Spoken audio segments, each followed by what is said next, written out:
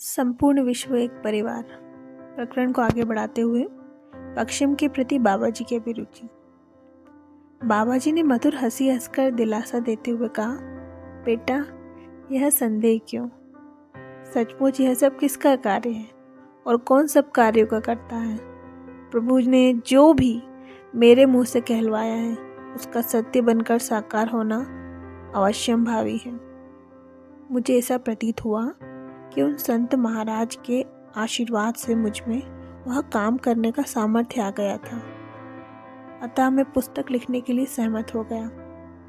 विदा होने का समय आ गया। यह जानकर मैं अनिच्छापूर्वक अपने पढ़नासन से उठा। तुम लाहिड़ी को जानते हो? संत ने पूछा। वह महान आत्मा है ना? उसे हमारी इस भेंट के बारे में बता देना। फिर उन्होंने मुझे लाहिड़ी महाशय के लिए एक संदेश दिया। विदा लेने के लिए जब मैंने उनके चरणों में भक्ति भाव से प्रणाम किया तो वे कृपा पूर्वक मुस्कुराए। जब तुम्हारी पुस्तक पूरी हो जाएगी तब मैं तुमसे पुनः मिलने आऊँगा, उन्होंने वचन दिया। अब हम चलते हैं। दूसरे दिन मैं प्रयाग छोड़कर काशी जाने के लिए रेलगाड़ी पर सवार हो गया। अपने गुरु के घर पहुंचकर मैंने कुंभ मेले में अद्भुत संत से हुई अपनी भेंट की सारी कहानी सुना दी।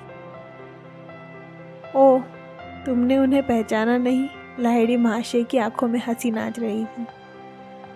मैं देख रहा हूँ कि तुम उन्हें नहीं पहचान सके क्योंकि उन्होंने तुम्हें उन्हें पहचानने से रोक दिया था। वे ही मेरे अद्वितीय अलौकिक गुरु हैं, बाबा जी।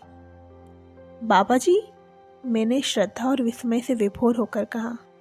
योगी अवतार बाबा जी, दृश्य अदृश्य तारणहार बाबा जी।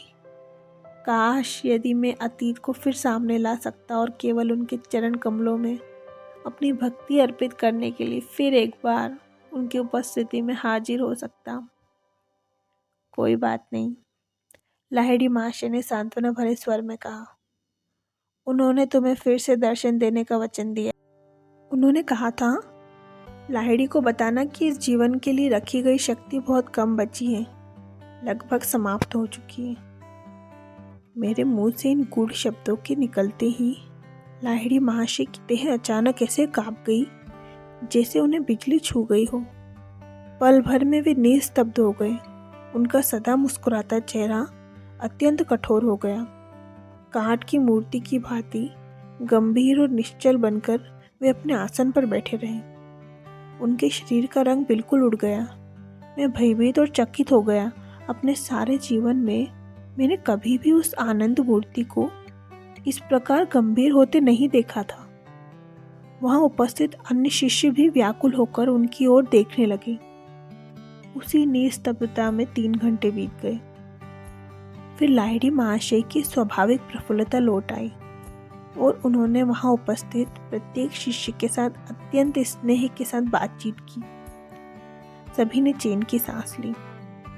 अपने गुरुदेव की उस प्रतिक्रिया से मैं जान गया कि बाबा जी का संदेश एक ऐसा निश्चित संकेत था जिससे लाहिड़ी महाशय यह समझ गए कि उन्हें जल्दी ही देह त्याग करना होगा।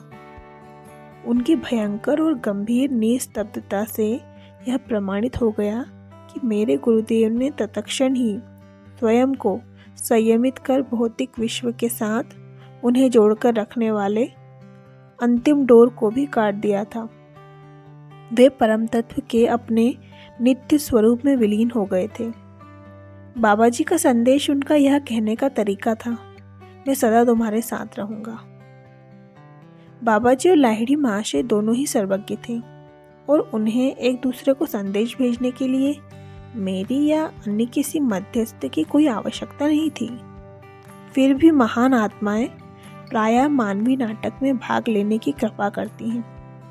यदा कदा वे साधारण तरीके से किसी संदेशवाहक के माध्यम से अपनी भविष्यवाणियां संप्रेषित कर देती हैं ताकि उन भविष्यवाणियों के साकार होने पर उनके बारे में बाद में जानकारी पाने वालों में ईश्वर के प्रति अधिक श्रद्धा जागृत हो। जल्दी ही मैं काशी से चल पड़ा और श्री रामपुर में बाबा जी द्वारा बताए गए शास्त्रों के लेखन कार्य में जुट गया।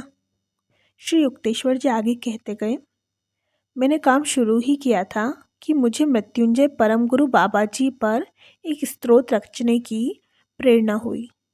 यद्यपि मैंने उससे पहले कभी संस्कृत में काव्य लिखने का कोई प्रयत्न नहीं किया था, पर मेरी लेखनी से अनायास ही ललित पंक्तियों का प्रवाह बहने लगा।